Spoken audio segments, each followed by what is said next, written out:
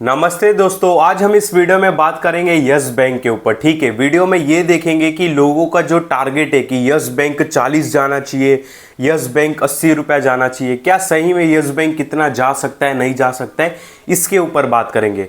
और ये जो यस बैंक का शेयर है, जो यस बैंक का स्टॉक है, आखिर ये शेयर किन लोगों के लिए है, इस वीडियो में हम वो भी बात करेंगे। ठीक है, यहाँ पे अगर यस बैंक की मैं अगर बात करूँ तो 1 वीक में यस बैंक ने अराउंड 4, 4.5, 5% का माइनस में रिटर्न दिया है। 1 मंथ की बात करूँ तो 1 मंथ में ये अराउंड 15% के आसपास गिर चुका है। और 1 ईयर की बात करूँ तो 1 ईयर में भी काफ़ी ये डाउन है। और इसका हाइप काफ़ी बना था पिछले 18 मतलब पिछले जब 2024 का स्टार्टिंग हुआ था उस टाइम पे बहुत हाइप बना था। और उस टाइम पे स्टॉक का प्राइस देख सकते हो कि कुछ 24 था, फिर अचानक से ऊपर गया भी था 31 के 32 के आसपास, फिर वापस वही अप एंड डाउन करके अभी गिरते मार्केट में ये 18 रुपये के आसपास आके रुक गया। ठीक है, अभी देखो ऐसे जो स्टॉक रहते देख रहे हो कितना अप एंड डाउन है, मतलब इसमें बहुत बार हाइप बनाया गया, ऊपर भी गया और फिर वापस नीचे आ जाता है। ठीक है, अब इसमें बहुत लोग होल्ड करके रखे इसको 24, 25, 30 रुपये के लेवल से। ठीक है, टारगेट क्या लेके चल रहे हैं वो 40 रुपया, कोई टारगेट लेके चल रहा है 80 रुपये। ठीक है, न्यूज़ में सुन लिए कि 40 का टारगेट आएगा, किसी ने कहीं पे सुन लिया है कि 80 जाना ही चाहिए, नेक्स्ट ईयर 80 जाएगा। तो लोगों ने एक जिद बना ली है कि इसमें हमको पैसा बनाना है। पर ये जिद आपकी गलत साबित हो सकती है, जो कि होते हुए दिखाई दे रही है। देखो यस बैंक में अपने को इन्वेस्टमेंट ही क्यों करना है। ठीक है, अपने को क्यों करना है इन्वेस्टमेंट, इससे अच्छा अपने पास ऑप्शन है।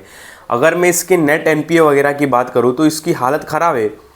यहाँ पे मैं दिखाऊँ, अगर एक बार ओपन हो जाए, ठीक है, इससे अच्छे अच्छे बैंक पड़े वो नहीं चल रहे तो ये क्यों चलेगा, आप बात को समझो। ठीक है, और अपने पास बहुत ऑप्शन है यस बैंक के अलावा भी इन्वेस्टमेंट करने के लिए। यहाँ पे यस बैंक एक बार सर्च करूँ और इसका नेट एनपीए देखने की कोशिश करते हैं। और बैंक में सबसे मेन लफड़ा एनपीए का ही रहता है। अगर एनपीए थोड़ा बढ़ के आता बैंक के स्टॉक 10-5% गिरने लगते, यही लफड़ा होता है। ठीक है, यहाँ पे सेल्स ग्रोथ भी देख सकते हो माइनस में है, और बाद में यहाँ पे नेट एनपीए इनका दिखा रहा है क्या, हाँ, ग्रॉस एनपीए देख सकते हो 1.60 के आसपास है। ठीक है, और नेट एनपीए ठीक है 0.50, पर ग्रॉस एनपीए की बात करें तो 1.60 है। तो देखो यही बैंक में ना ये सारे यही लफड़े रहते। एक तो बैंक उतनी ग्रोथ दे नहीं रहा है। सेल्स ग्रोथ की बात करूँ तो सेल्स ग्रोथ उतनी है नहीं। उसके बाद नेट एनपीए का सबसे बड़ा मेन लफड़ा, नेट एनपीए थोड़ा भी अभी नेक्स्ट क्वार्टर इसका बढ़ के आएगा ना और 5% टूट जाएगा। तो अपने पास सब इससे अच्छे भी बैंक के ऑप्शन है, जो टॉप क्लास के बैंक है, कोटक हुआ, आईसीआई हो गया, एचडीएफसी बैंक हो गया। तो अपन फिर इसके साइड क्यों जाए। और इवन मैंने एक बैंक शेयर किया था, पीएसयू बैंक था, वो बैंक ऑफ महाराष्ट्र था। पीएसयू में मेरे को वो सबसे अच्छा एक बैंक ऑफ महाराष्ट्र लगता है, क्योंकि ये काफ़ी अग्रेसिव काम करते। ठीक है, फिर उससे अच्छा फिर मैं इसको पकड़ूँ ना, इसको मैं डिप में पकड़ूँ, उसको क्यों पकड़ूँ।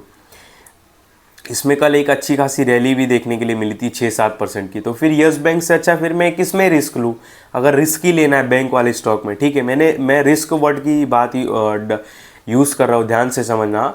और यहाँ पे देखो ये सारे जो स्टॉक है ना, ये सारे स्टॉक उनके लिए है जिनका मतलब पोर्टफोलियो ऑलरेडी बन चुका है, बहुत एक्सपीरियंस है मार्केट में आके, और उनके लिए स्टॉक है। और उनके लिए स्टॉक है कि आज 18 पे उठाया, मूवमेंट में आया, 24 पे बेच दिया। ठीक है, 30 पे उठाया, मूवमेंट आया, 35 पे सेल कर दिया।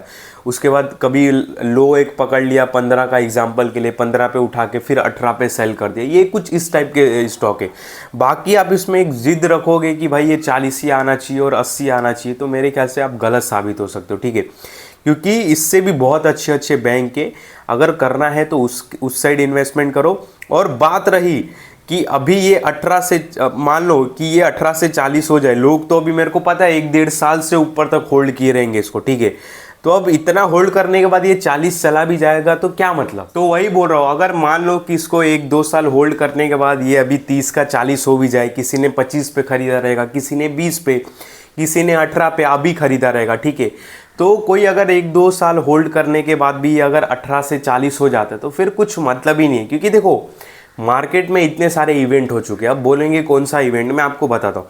अभी मार्केट में ये देखो कि मार्केट 20,000 के आसपास थमा, 22 से 21,000 के आसपास थमा, 21-22 हज़ार से मार्केट 24,000 गया, फिर 25,000 गया। जब 25,000 के आसपास आया तो लोगों ने बोला कि इसके आगे एक हाई नहीं बनेगा, पर तो भी एक मार्केट ने हाई बनाया अराउंड 26,000 के आसपास, जो भी एक हाई लगाओ, ठीक है। तो निफ्टी का एक हाई लगता है, फिर उसके बाद निफ्टी थोड़ा नीचे गिरता है, फिर वापस थोड़े अच्छा रैली देखने के लिए मिलता है, ठीक है। उसके बाद अभी बहुत ही डीप आ चुका है और इस डीप में बहुत सारे स्टॉक गिरे हुए, कोई कितने अच्छे अच्छे स्टॉक है जिनका आरओसी आरओई सारी चीज़ें बात करो, फंडामेंटल बात करो, काफ़ी स्ट्रांग है। तो भी ऐसे स्टॉक अराउंड 30%, 40%, कोई 35, कोई 25 इतने गिरे, ठीक है। और म्यूचुअल फंड हो, छोटे इन्वेस्टर हो, बड़े इन्वेस्टर हो, स्मार्ट इन्वेस्टर हो या जिनको अकल ना, वो भी इस गिरते मार्केट में अच्छे स्टॉक को खरीद रहे। और हम कहाँ फंसे हैं? यस बैंक में। मतलब सोचो, मार्केट में इतने बड़ा एक इवेंट हो गया, मार्केट गिर रहा है, लोग बाइंग कर रहे हैं, लोग नया पैसा लगा रहे, लोग एसआईपी कर रहे, कोई लॉन्ग टर्म पोर्टफोलियो बना रहे और अपना दिमाग बस इसमें ही फंसा है। 18 का 40 कब होगा, 30 का 40 कब होगा। भाई स्टार्टिंग में बोला था मैंने, वीडियो जब इसके लिए मैंने वीडियो भी बनाया कि इतना जाएगा और इतना गया भी है। जैसे कुछ 20 रुपया था तो मेरा कुछ टारगेट पहला 24 था, फिर 33 था, ऐसे कुछ मेरे वीडियो भी बनाया था। बाद में मैंने उस वीडियो में ये भी बोला था कि ये स्टॉक नए लोगों के लिए नहीं है, ये स्टॉक उनके लिए है। 18 में उठा के 24 में बेच दिया, 24 में उठा के 30 में बेच दिया। जो पुराने बंदे हैं, जिनको नॉलेज है, जिनको मार्केट के फ्लो को पकड़ सकते हैं, उनके लिए। बाकी नए लोग ये सोच के लेते बहुत ग्रोथ देगा, बहुत ग्रोथ देगा, बहुत ग्रोथ देगा। अरे किस बात का ग्रोथ भाई, इसके सामने बहुत अच्छे अच्छे बैंक है, ठीक है, बहुत। और ऑलरेडी मैंने एक वीडियो भी बना के ये भी बता चुका हूँ कि बैंकिंग स्टॉक में बहुत लफड़े रहते हैं। मतलब उसमें सबसे मेन लफड़ा नेट एनपीए, फिर आरओई, लोन बुक नहीं बढ़ रहा है, लोन बुक, फिर भाई रिटर्न लोन रिकवर नहीं हो रहा, तो ये सारी चीज़ें रहते। तो ये नए लोग ये सारी चीज़ें नहीं झेल पाएंगे, ठीक है, ये उनको नहीं समझ में आएगा और वो इतना कंफर्टेबल भी नहीं रहेंगे। तो सिंपल ऐसे स्टॉक की ओर जाओ जिसमें ये सारी चीज़ें ना हो। मैंने ऐसा भी बताया था, ठीक है। तो मतलब नहीं है इसमें इतना रुक के, मेरे ख्याल से अभी भी। हाँ, बहुत लो एकदम डीप में मिल जाए तो एक बात अलग है, ठीक है, बहुत मतलब 10, 11 इस रेट पे, ठीक है, तब मिल जाए तब बात अलग है। पर बोलोगे कि 18 में भाई, फिर मेरे पास ऑप्शन है बैंक ऑफ महाराष्ट्र, फिर भाई मैं यूनियन बैंक ले लूँ, बैंक ऑफ इंडिया। इससे अच्छा मैं फिर पीएसयू के साइड चले जाऊँ। यस बैंक से अच्छा मैं पीएसयू, कोई पीएसयू की छोटी कंपनी पकड़ लूँ, जो छोटे यूके बैंक पकड़ लूँ। फिर इससे अच्छा मैं, इस ऑप्शन है मेरे पास, उसकी कंडीशन सही है इससे, ठीक है। तो हाइप में कोई भी चीज़ नहीं चलती, एक बात ध्यान देना, ठीक है। हाई पे ग्रोथ देगा, मैं बहुत लोगों के मुंह से सुना ग्रोथ देगा, ग्रोथ देगा। भाई वही अप एंड डाउन में घूम रहे हैं, देख रहे हो, पूरा अप एंड डाउन है। मतलब वही बोल रहा हूँ ना, मार्केट में समझो 2020 से लेके अभी तक मार्केट में कितनी सारी चीज़ें हो चुकी है। बीएससी देखो, 2400 पे कवर किया था, बीएससी 5,500 पे चल रहा है। सीडीएसएल देखो, बिफोर स्प्लिट की मैं बात करूँ, बिफोर स्प्लिट की बात करूँ तो सीडीएसएल को भी 2350 के आसपास से कवर किया था, 4,000 का एक हाई लगाया। और भी स्टॉक है, आरपीजी ग्रुप के सीए टायर देखो, रेनबो चिल्ड्रन देखो, और भी ऐसे स्टॉक है जिसने 30, 25 अच्छे अच्छे रिटर्न्स दिए, ठीक है। और वो मार्केट के फ्लो के साथ चल रहे, पर ये पूरा मार्केट के फ्लो के साथ चलता ही नहीं है, ठीक है। ये पूरा अप एंड डाउन है। अभी 5% चलेगा, लोग खुश हो जाएंगे, ठीक है, उनको फिर टारगेट याद आने लगेंगे, 40 जाएगा, 50 जाएगा। और ये अभी 10% गिरने लगे, लोग बोलेंगे अरे तो स्टॉक खराब हो गया, ठीक है। तो ये कुछ इस टाइप का स्टॉक है, अगर इसमें आप उम्मीद रखते हो तो मेरे ख्याल से उम्मीद बेकार है। इससे भी अच्छा बहुत सारे स्टॉक है, उसमें ध्यान दो। अगर आप नए हो और अपना टाइम वेस्ट ऐसे स्टॉक में नहीं करो, क्योंकि देखो ये आपको घुमाता रहेगा, लालच देता रहेगा। किसी दिन 5% चलेगा तो आप खुश हो जाओगे, आप होल्ड करके रखोगे। फिर किसी दिन गिर जाएगा तो आप ये सोचोगे कि चलो वापस कल चलेगा। तो इसी चक्कर में आप पूरे 1-2 साल इसी दिमाग, आपका दिमाग इसी में घूमता रहेगा और जो इतने सारे इवेंट हो रहे हैं मार्केट में उसको मिस कर दोगे। वो इवेंट सबसे मेन इंपॉर्टेंट है, ठीक है, क्योंकि जो भी स्टॉक एक डिप मारता है 30%, 40%, अच्छे स्टॉक जैसे कि अभी मार रहे हैं और बहुत सारे स्टॉक डाउन भी है, वो लाइफ में 1-2 ही बार मारते हैं, उसके बाद ऐसे डिप कभी नहीं आता है, ठीक है। वो रेट कभी नहीं आता है देखने के लिए।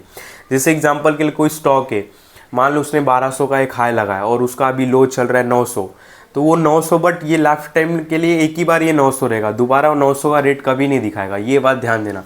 तो इतने सारे जो इवेंट हो रहे हैं मार्केट में उसको मिस मत करो। ये ऐसे स्टॉक के चक्कर में बहुत आपका पोर्टफोलियो बड़ा हो जाएगा, बहुत आपको नॉलेज दिमाग आ जाएगा। तो ऐसे स्टॉक में ट्रेड करो, सपोर्ट पे एकदम लो पे एकदम उठाने की कोशिश करो, फिर टॉप पे बेचो, फिर वो फ्यूचर की बात है, ठीक है। मार्केट सीखने के बाद, पोर्टफोलियो खड़ा करने के बाद, मतलब अच्छा खासा पोर्टफोलियो बनाने के बाद।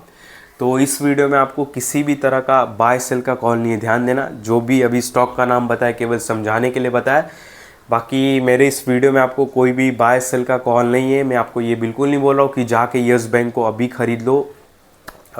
और मेरे किसी भी वीडियो में कभी भी किसी भी स्टॉक से रिलेटेड बाय सेल का कॉल होता भी नहीं है। इस बात का आप बहुत बहुत ध्यान देना।